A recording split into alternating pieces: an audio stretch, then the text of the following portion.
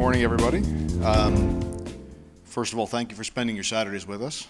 Penta Nova, as Keith mentioned, just started up in November. As individuals, we've been in the industry for a long time. We're focused on Colombia and Argentina, and I'm going to give you a little bit of background on what we're looking at. We like to look where other people aren't looking. In Latin America, there's a lot of perception issues. There's a lot of challenges about doing business in certain markets, but the reality is often quite different. And where investor sentiment and even oil and gas sentiment is often focused is on hotspots. Today, the Vaca Muerta, which is a big non-conventional in Argentina, is a hotspot, but there are more attractive opportunities around the region. What we want to do is get started with cash flow, with development opportunities, but really focus long-term on game-changer fields. And I think what's important is we don't do anything small. So in the management team, we have amongst the management team the founders of Pacific, which went from 7,000 barrels to 154,000 barrels in a very short period of time.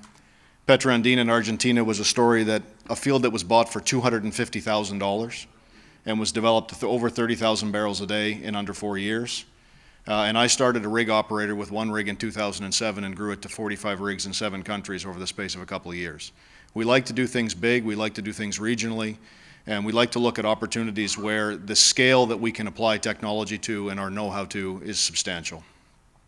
We have 2 focus areas.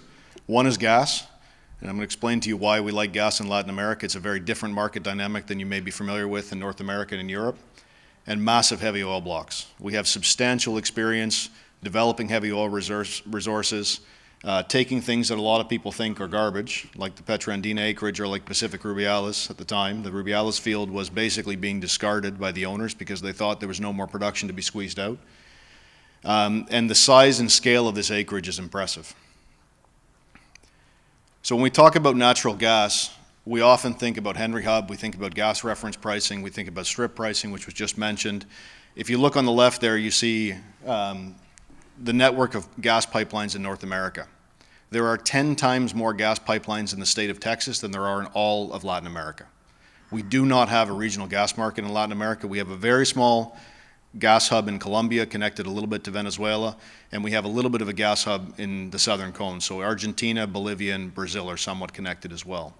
The reality is gas prices in Latin America are subject to import parity. In Argentina, gas is currently selling for up to $7 a million BTU, and the government has publicly stated that that's where they want the gas price to be because that's what it costs them to import LNG today. And in the case of Colombia, we've seen demand massively outstripping supply and sale prices going up from $2.50 to now operators that are developing new gas projects are easily getting $5 to $6 a million BTU. And this is our long-term goal. We have gas acreage both in Colombia and Argentina which have immediate development potential, current production. We have a couple little shallow oil blocks as well to make sure that the company is cash flow positive, but the real game changer is heavy oil. In Argentina, heavy oil was discovered in the 70s and 80s, but at the time it wasn't economic to develop. The Jeancanello field, which you see there on the right, that's actually the 3D seismic image. This is a field that has a resource of 2.23 billion barrels in place. People have known about this field for 40 years. It's just too difficult to develop. It's understandable when 200 kilometers to the south you have a 13 TCF gas field. If you own both of those fields, where are you going to put your attention? You put it on the monster gas field. We were in the field last week with a couple of you guys that are in the audience today, and this field cold flows. We got some nice oil out at the wellhead. It's viscous, it's a little difficult to handle, but there's no water. The field is currently producing just under 2,000 barrels a day from conventional cold well production.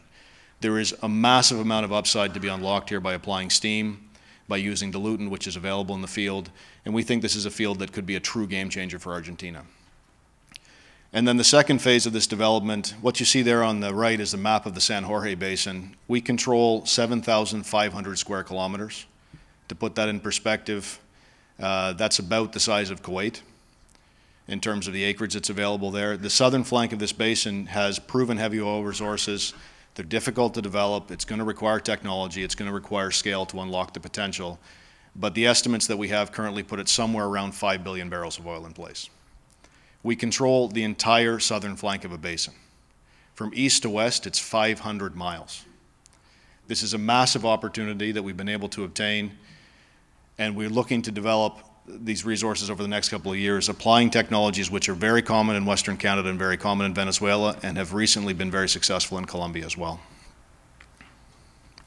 So why Colombia as a first step? As I mentioned, the gas demand in the market is massively outstripping supply, particularly in the coastal regions. There's recently been the installation of an LNG regasification facility. And really, this is a market where gas has been underexplored. The areas that gas are in have historically been somewhat difficult to operate in, but over the last couple of years, we've seen successes from companies like Canacol and Pacific Rubiales discovering gas fields, bringing them online, being able to connect them into the grid, and seeing sale prices on long-term committed contracts, which make the gas very exciting and economically viable to develop. And most importantly, I think the largest gas field in Colombia is declining at 6.5% of national demand. So you have a market where the coast has been gasified, there's a lot of consumption demand, and there's no supply coming on stream. Over the last 4 or 5 years in particular, Colombia suffered from a lack of exploration, and as a result, both oil and gas reserves are less than 7 years for the country as a whole. There needs to be new development in Colombia to be able to satisfy the demand, or the peace process and everything that's happened positively in the country over the last couple of years with economic growth will start to stall. And why do we like Argentina? Argentina has been a very difficult market from a perception perspective over the last 15 or 20 years. I've run companies there for the last 15 years. It's actually a very good place to do business. The perception that we have as North Americans is very different than the reality. Yes, there was a populist government in the country. It made it difficult to move money in and out for a period of time, but the reality is the scale of the opportunities is massive. We're talking about total acreage here of almost 15,000 square kilometers. To obtain opportunities like this anywhere in the world, you have to go offshore.